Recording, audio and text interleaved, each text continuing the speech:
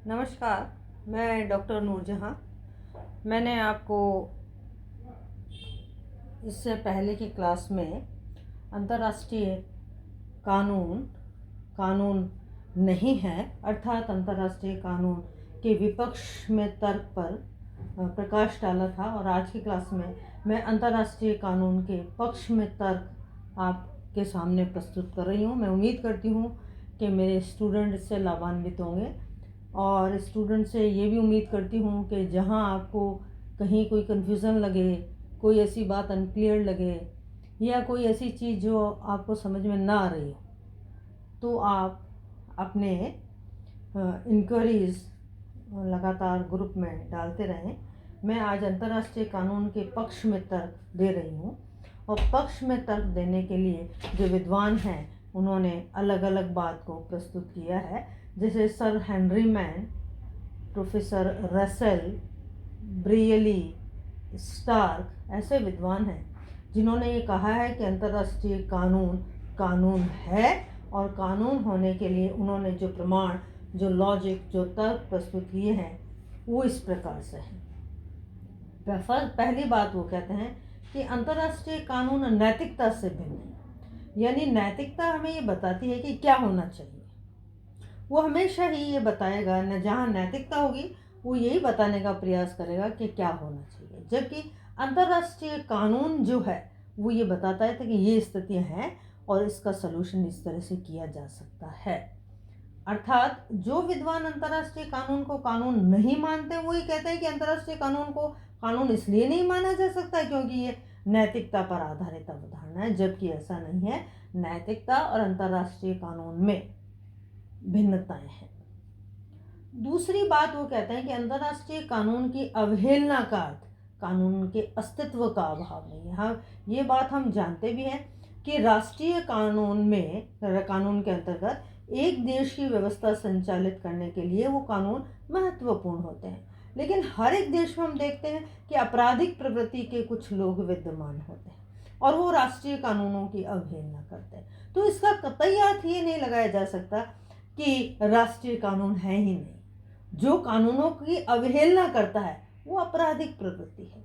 अतः इस तर्क, इस लॉजिक के आधार पर sir Henry Maine, Russell, Brierly, Starke का ये मानना है कि अंतर्राष्ट्रीय कानून की अवहेलना अगर हो रही है तो इसका कतई अर्थ यह नहीं लगाना चाहिए कि कानून नाम की कोई चीज़ नहीं है। कानून निश्चित रूप से है।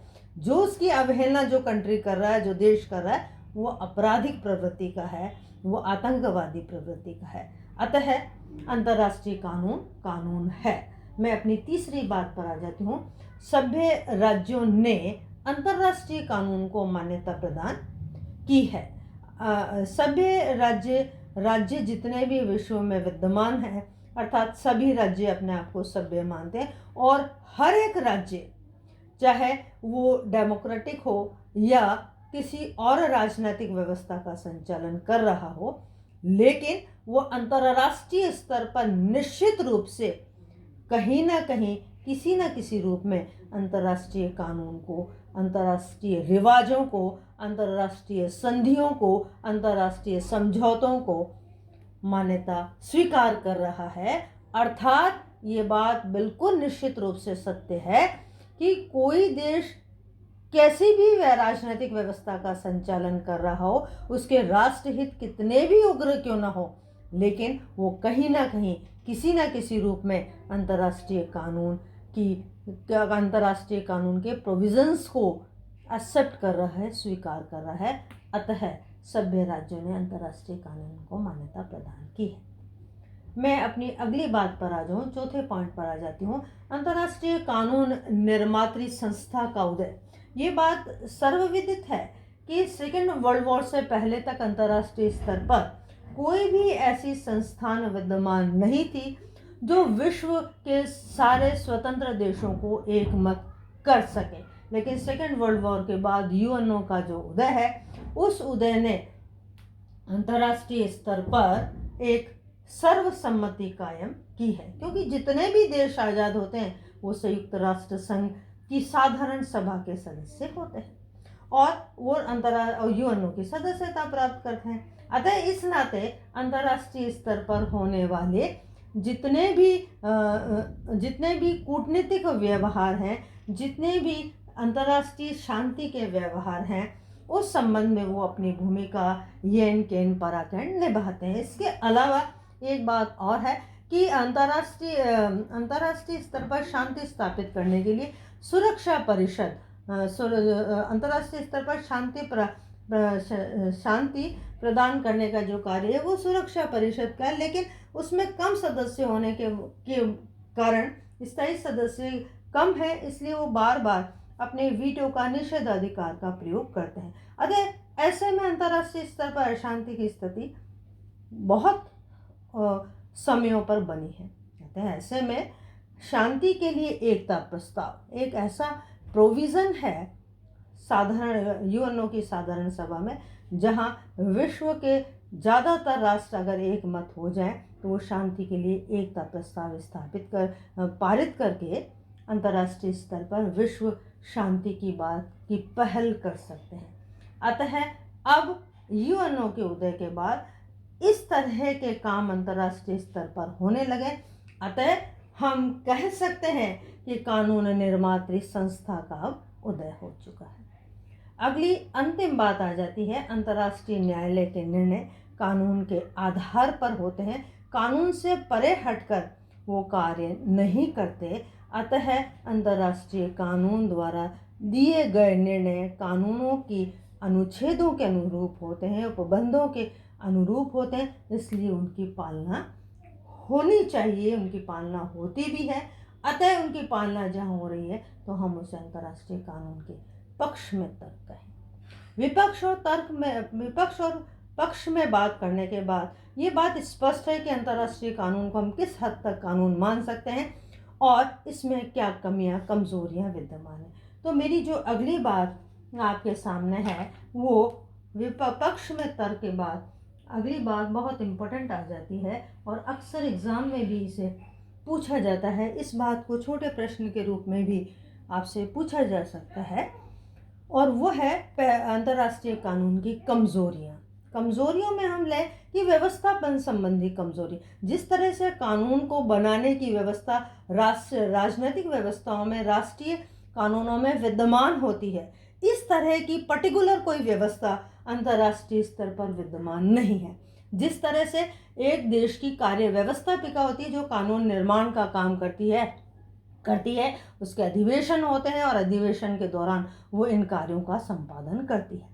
इस तरह की कोई व्यवस्था आज तक यूएनओ की साधारण सभा में भी विद्यमान नहीं है। हाँ, ये हम ये नहीं कह सकते यहाँ शून्य है, यहाँ शून्यता तो नहीं है, लेकिन उस तरह की मुस्तैदी भी नहीं है, इसलिए ये उसकी कमजोरी कही जाएगी।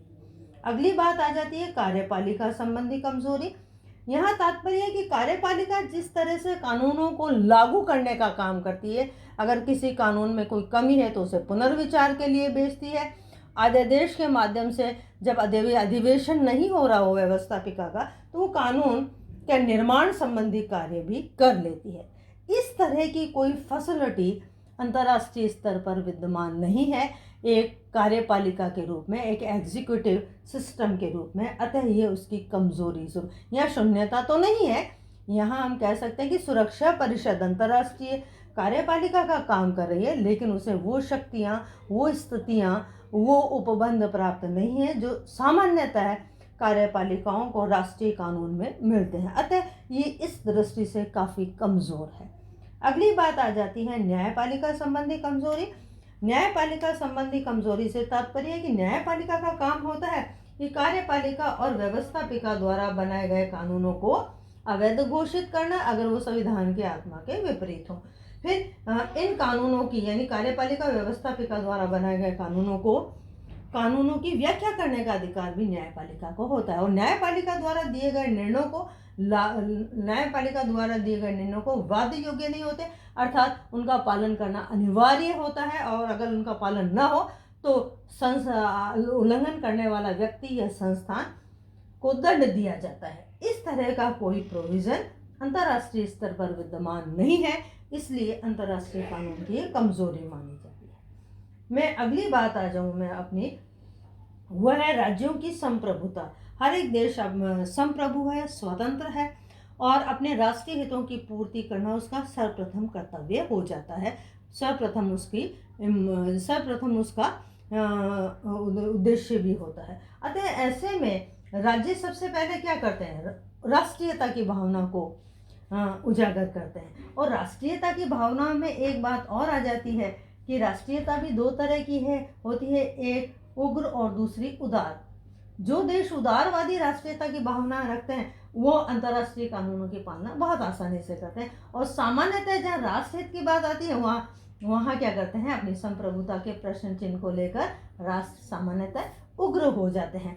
अतः राज्यों में संप्रभुता की जो भावना है वो राष्ट्रीयता की भावना को उग्र करती है। ऐसे में अंतर्राष्ट्रीय कानून हमें कमजोर नजर आता है। अगली बात आ जाती है घरेलू मामलों का। यूएनओ में प्रोविजन कि यूएनओ के चार्टर में ये बात स्पष्ट है कि कोई भी देश का किसी भी देश का अगर अंदरूनी मामला हो, गृह कलह का मामला हो, तो उसमें अंतर्राष्ट्रीय स्तर के कानून, अंतर्राष्ट्रीय स्तर की परिस्थितियां इंटरफेरेंस नहीं करेंगी। लेकिन ये घरेलू मामले क्या होंगे इसको परिभाषित नहीं किया गया। अगर घरेलू मामलों को परिभाषित कर दिया जाए, एक बहुत बड़ी बात है और इसमें वास्तव में संशोधन की आवश्यकता नजर आती है कि घरेलू मामले क्या हैं, इनको कम से कम परिभाषित कर दिया जाए।